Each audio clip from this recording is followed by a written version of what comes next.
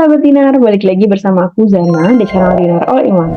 Nah teman-teman, pada video kali ini kita akan bahas materi baru yang belum pernah kita bahas sebelumnya, yaitu apa yang teman-teman bisa baca di judul video ini juga, persamaan garis lurus.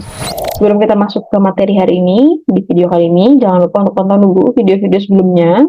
Jangan lupa di like, subscribe, sama nyalain juga notifikasinya supaya nggak ketinggalan ya video-video yang bakal diupload di channel ini. Oke, tanpa berlama-lama, langsung aja aku share screen materi kita hari ini yaitu persamaan garis lurus. Nah, jadi persamaan garis lurus ini mungkin terlihat panjang ya, judulnya gitu. Kok panjang banget persamaan garis lurus? Tapi biasanya persamaan garis lurus ini disingkat juga dengan huruf-huruf terdepannya, yaitu PGL. Ya, PGL. Nah, kemudian kita biasanya memulai dengan apa? Dengan definisinya ya. Nanti kita akan mulai dengan definisinya. Definisi dari PGL itu apa sih? Persamaan garis lurus itu apa sih?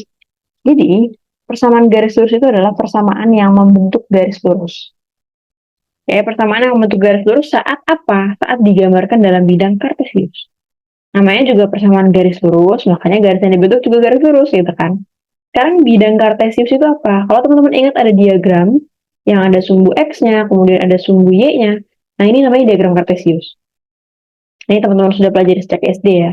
Jadi nanti garis yang terbentuk dari persamaannya akan digambarkan di sini. Misalnya, atau gini. Atau lain-lainnya juga bisa. Nah, seperti itu ya. Nah, kemudian, kalau kita ngomongin tentang persamaan, biasanya kita tahu juga ada bentuk umum. Bentuk umumnya seperti apa? Bentuk umum persamaan garis lurus. Y sama dengan MX plus C. Jadi ini adalah bentuk umum dari persamaan garis lurus. Y itu apa? M itu apa? X itu apa? C itu apa? Nah, jadi M itu adalah gradien. Ini M, itu gradien. Gradien itu apa? Seperti yang teman-teman bisa baca di bawah, gradien itu kemiringan garis. Jadi garis yang miringnya landai dan garis yang miringnya lebih tinggi gini, itu akan beda nilai gradiennya. Nah, cara mencari gradien dan penjelasan mengenai gradien yang lebih lanjut akan aku bahas di video ini juga setelah ini ya. Nanti kita bahas. Kemudian ada Y, ada X. Di sini Y dan X adalah variabel. Jadi kalau ada Y sama X, kita nggak usah ganti jadi apa-apa, ya itu memang variabel aja. Yang terakhir ada C, yaitu konstanta. Jadi ya C nggak ada arti lain selain konstanta. Jadi nanti akan ada nilai yang tidak bervariabel yang kita sebut sebagai konstanta. Oke, jadi sekali lagi aku highlight bahwa persamaan garis lurus punya bentuk umum Y sama dengan MX plus C. Tolong diingat-ingat dan tolong dicatat. Oke. Selanjutnya, kita masuk ke cara menentukan persamaan garis lurus. Cara menentukan persamaan garis lurus ada dua. Dua ini berdasarkan apa? Berdasarkan yang diketahui. Kalau yang diketahui itu gradien dan satu titik, maka kita pakai cara yang pertama ini. Kalau misalnya diketahui dua titik yang dilalui garis, maka kita pakai cara yang kedua. Kenapa di sini caranya ada yang satu titik dan ada yang dua titik? Karena kalau kita ngomongin tentang garis, itu kita ngomongin juga nanti akan ada ujung-ujungnya ke titik. Oke, karena garis itu adalah hal yang menghubungkan dua titik. Ada dua titik nih, kita tarik garis. Nah, ini adalah garis gitu kan. Nah, titik itu dinyatakan dalam X, Y. Gitu ya. Nah, di sini kalau diketahui gradien dan satu titik, cara yang kedua kalau diketahui dua titiknya langsung. Kalau diketahui gradien dan satu titiknya caranya gimana? Bisa pakai Y min Y1 sama dengan M X min X1. Jadi tadi kita tahu ya, Y sama X itu adalah variabel, jadi ini nggak usah diganti jadi apa-apa. Udah, X sama Y biarin aja. Nah, Y1 sama X1 ini kita ganti dengan nilai titik. Nilai X dan Y yang ada di titik. Sementara M, tadi M itu adalah gradien ya, jadi jangan pusing kalau M itu adalah gradien. Oke, yang kedua, kalau misalnya kita ketahui kedua titiknya, maka kita bisa pakai Y min Y1 per Y2 min Y1 sama dengan X min X1 per Y per X2 min X1. Kalau dibaca jadi belibet ya. Tapi basically karena kita diketahui dua titik, maka nanti ada X1, Y1 dan ada X2, Y2. Oke. Nanti nilai X1 masukin ke X1. Nilai Y1 masukin ke Y1. Jangan balik-balik ya. Ada X2 masukin ke X2. Nilai Y2 masukin ke Y2. Sementara si Y dan X yang nggak ada satu duanya itu dibiarin aja. Oke. Ini juga boleh di take notes dulu karena ini merupakan rumus-rumus yang penting kalau kita mau nyari persamaan garis lurusnya. Oke. Next, kita lanjut dulu ke yang berikutnya. Nah, contoh menentukan persamaan garis lurus. Oke, ini ada dua contoh. Teman-teman bisa pause dulu videonya, boleh dicoba kerjain dulu, nanti cocokin jawabannya sama jawaban yang aku kasih ya. Oke, mudah-mudahan teman-teman nanti udah di pause dan sekarang udah dimulai lagi buat pembahasannya. Jadi untuk yang pertama, tentukan persamaan garis lurus yang melalui titik 5,10 dan 15,25. Artinya, yang pertama ini adalah kita diminta untuk mencari persamaan garis lurus yang diketahui kedua titiknya. Rumusnya yang mana? Rumusnya yang Y min Y1 per Y2 min Y1 sama dengan X min X1 per X2 min X1. Kalau kita anggap ini X1, ini Y1 ya. Kalau ini X2, ini Y2. Masukin angkanya. Y min 10 dibagi Y2-nya 25 dikurang 10 sama dengan X min 5 dibagi 15 min 5. Dikerjain, jadinya Y min 10 per 15 sama dengan X min 5 per 10. Coret-coret, 2, 3, kali silang. 2Y min 20 sama dengan 3X min 15. 2Y sama dengan 3X plus 5. Ini adalah persamaan garis lurus yang kita punya. Walaupun bentuknya tadi nggak Y sama dengan MX plus C, ya ini tetap persamaan garis lurus. Gitu ya. Kemudian untuk yang kedua, tentukan persamaan garis lurus yang melalui titik dan bergradien. Oke, jadi sekarang kita dikasih soal yang diketahui satu titiknya dan diketahui juga gradiennya. Maka kita pakai cara yang pertama. Caranya kayak apa? Masih ingat? Tadi kita punya Y min Y1 sama dengan M X min X1. Masukin Y min 15 jadi plus ya karena min 15 sama dengan M-nya 3 X min X1. Jadinya nanti Y sama dengan 3X min 25. Apakah benar? Salah ya. Ini min 30 dulu, terus min 15. Jadinya Y sama dengan 3X min 45. Ini adalah persamaan garis lurus yang kita punya. Nah, ini sesuai dengan bentuk umumnya ya. Tapi walaupun yang ini nggak sesuai sama bentuk umumnya, ya dia tetap persamaan garis lurus. Karena seperti yang tadi aku bilang, persamaan garis lurus nggak selamanya seperti bentuk umum. Bisa juga berbentuk yang beda sedikit. Ya. Oke, sekarang kita sudah belajar yang namanya PGL itu apa, cara menentukan PGL itu ada dua, dan kita sudah latihan juga pakai masing-masing caranya tadi. Sekarang kita masuk ke apa nih? Kita masuk ke yang namanya gradien. Tadi udah sempat disebutin dikit di depan gradien itu apa. Gradien itu sebenarnya adalah, apa tadi teman-teman masih ingat? Gradien itu adalah, terus lagi nih, gradien itu adalah kemiringan garis.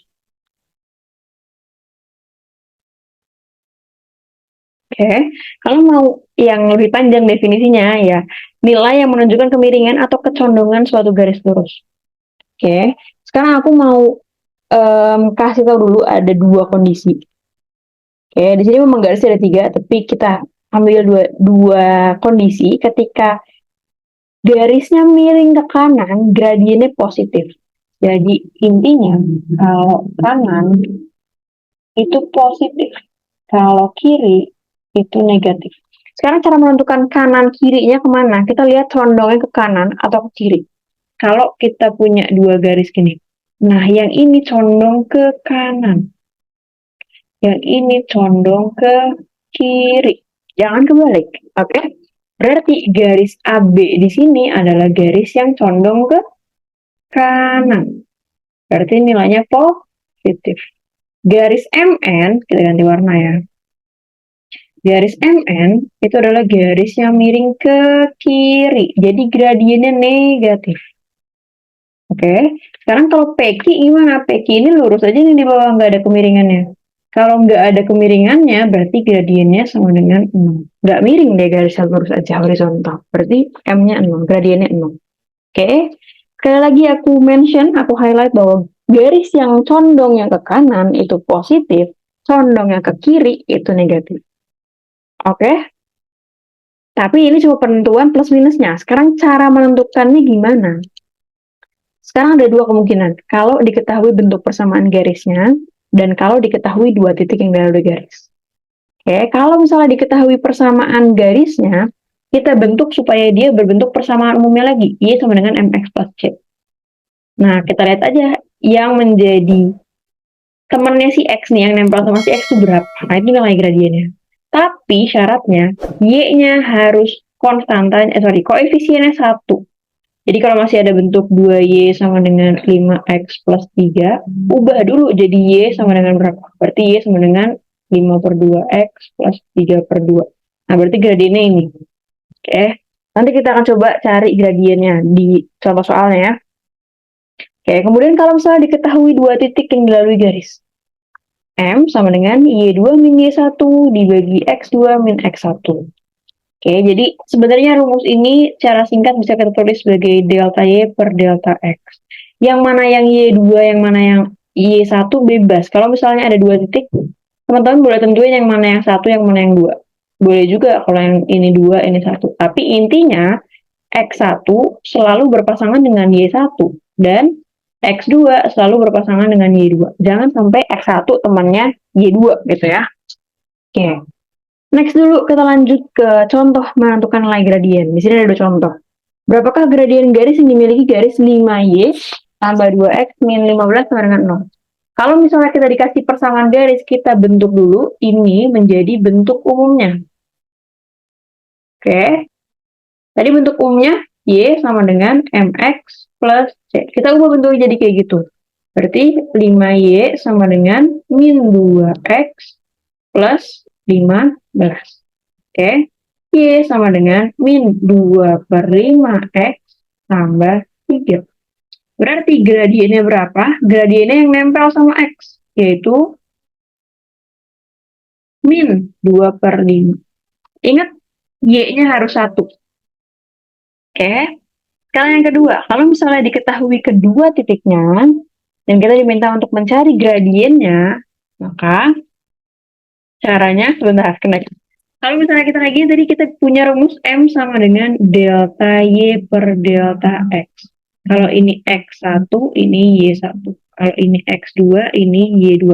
Masukin Y2 min Y1 per X2 min X1. Jadinya 6 per min 4. Sama dengan min 3 per 2. Jadi gradiennya min 3 per 2. Oke, jangan sampai kebalik X1 sama X2-nya ya. Oke. Semoga teman-teman sampai sini masih bisa ngikutin. Buat mencari PGL tadi ada dua cara, buat mencari gradient juga ada dua cara. Oke? Kita lanjut ke yang berikutnya. Ada yang namanya hubungan antar dua garis. Jadi teman-teman pernah lihat dua garis sejajar. Nah, dua garis sejajar itu punya hubungan gradient. Hubungannya apa? Dua garis yang sejajar itu nilai gradiennya sama.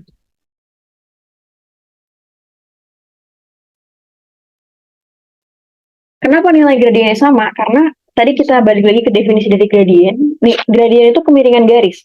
Artinya garis yang sejajar itu miringnya sama. Karena mereka kalau dipanjangin ini nggak akan pernah bertemu. Gitu ya.